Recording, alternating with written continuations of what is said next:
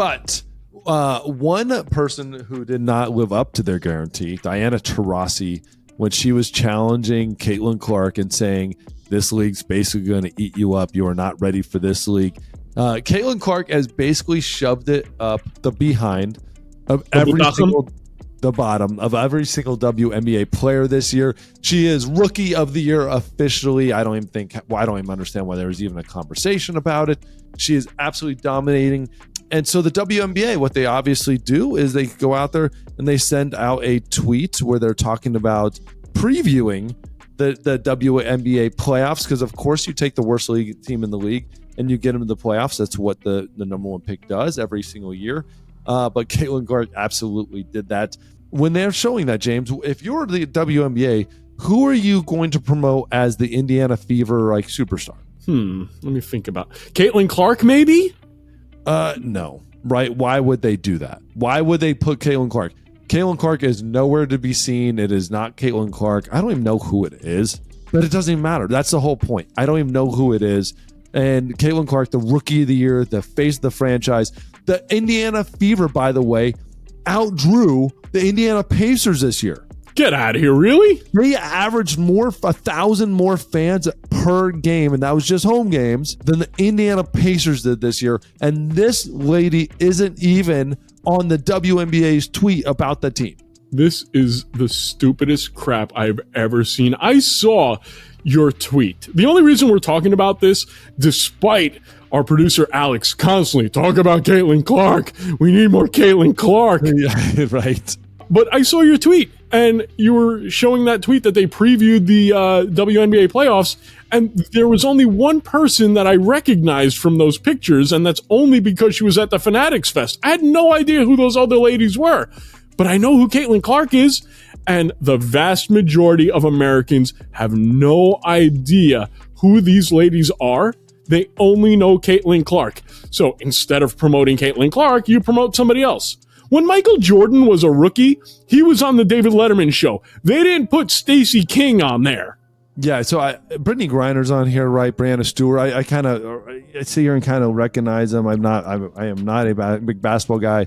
Definitely not a big WNBA guy. But I'll say this: the first player I've ever given a crap about watching is Caitlin Clark, because she's doing the only thing that's transitional, right? It is the Steph Curry, the transition. Like, it's, if there's any ability in the game that can go to the NBA, it's shooting, and it's shooting from way outside the arc and doing things that's impossible, and shooting from the logo and stuff like that. That you're seeing one player where Steph Curry, he changed the NBA forever, like for this whole generation. He made 3-point just no longer just a one guy shot it. Everybody shoots it. You shoot it from everywhere. You can't guard it. It's more points per shot. If you increase your shooting percentage, who cares? Just shoot 3-pointers nonstop, and you're going to win NBA basketball games. And that's what he did.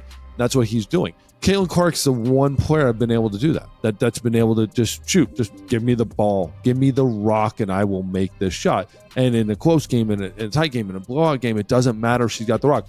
James, I'm going to throw some stats out there, okay? So Caitlin Clark, who was told, again, by Diana Taurasi, who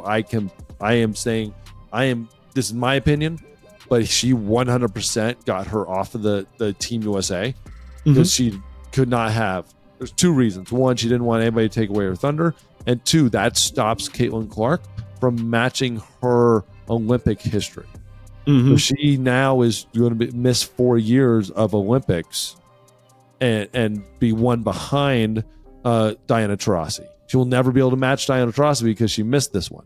And you gotta watch out for those Italian girls. Yes. So Caitlin Clark is number 2. Okay, I understand this. So in the league, games played, she is tied for first. She played every single game this year, tied for 40 games. Number 2 in minutes per game. Okay, so she's on the court. She is on the court a lot. She is number 7 in points. As a rookie, she almost averaged 20 points a game, 19.2. She was 7th in points. First in 3-pointers made. First in free throws made per game. Whatever. It's just a stat. It's on the board. I'm going across. 23 in rebounds. Is that high? Not really. It's kind of like whatever, right? As a point guard. Yeah. As a point guard. number 1 in assists. Okay, doing her thing. 18 in steals and 26 in blocks. So she's basically a completely all-around player. Ards, it doesn't matter though. You can throw every stat at me right now. Now you're starting to piss me off. You can throw every stat, but it doesn't matter. She could be number 5 in everything. It doesn't matter. She's the only marketable player that league has. And if she's not the only one, then she's in the top 3, top 5, whatever the case may be. You tell me right now, if they put Sabrina Ionescu or whatever the hell her name is on HBO Max tonight in a special Steph Curry versus Sabrina Ionescu 3-point contest, is anybody watching that? No. Is anybody watching if it's Steph Curry versus Caitlin Clark? 100%. That's the point. Sabrina. I don't know about Sabrina.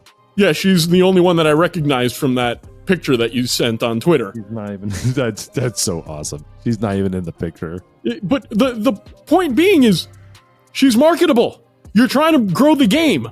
I don't know. Is that Sabrina? I don't think that's Sabrina. Is it? I don't know if it is. I think it is, but I'm not sure because I never watched this shit. But do the right thing and promote the right players. I mean, that's where we're at right now. I don't even know who's.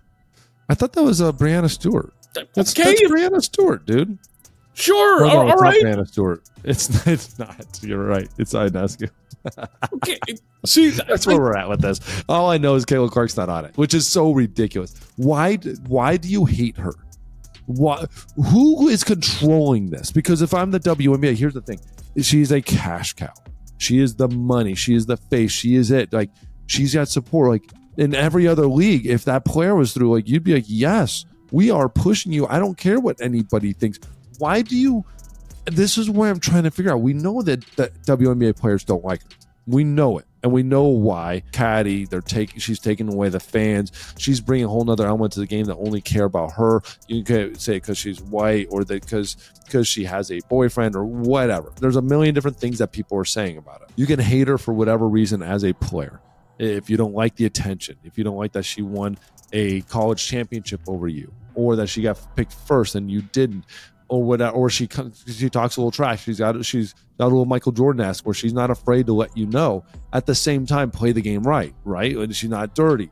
But why? Why does the WNBA care? Why does the WNBA care about what their players think?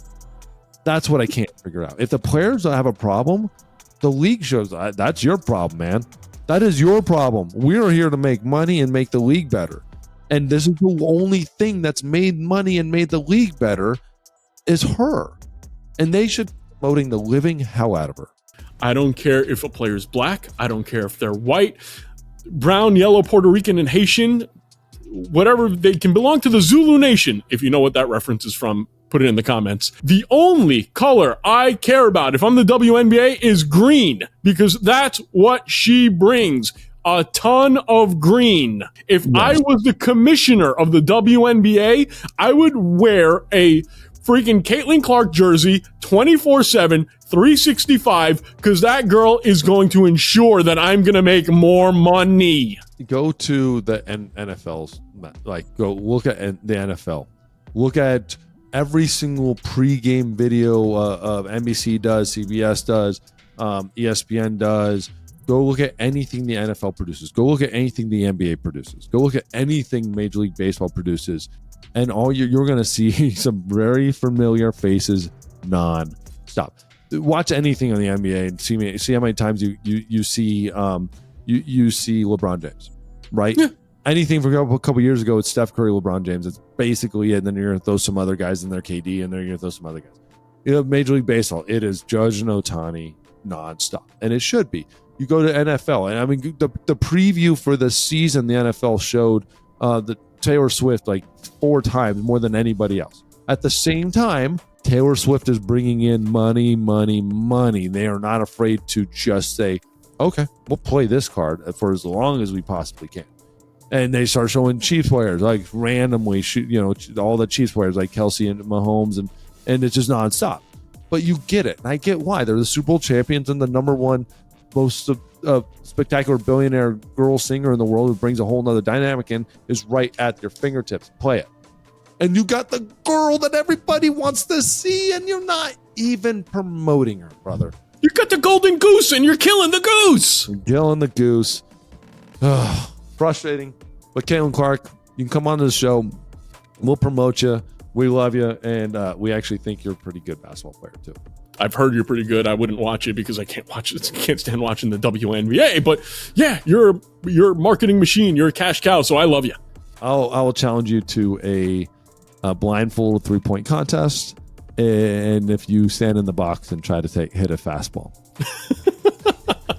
I don't think so. I wouldn't stand in the box when you're throwing a fastball. But to everybody out there, make sure you hit like, make sure you hit comments, tell all your friends, tell your mom about us. She will like us. She'll think we're really sweet guys. So please go out there, tell everybody, but hit the like button. And yeah, James, I had a lot of fun. Me too. I always have fun talking to you.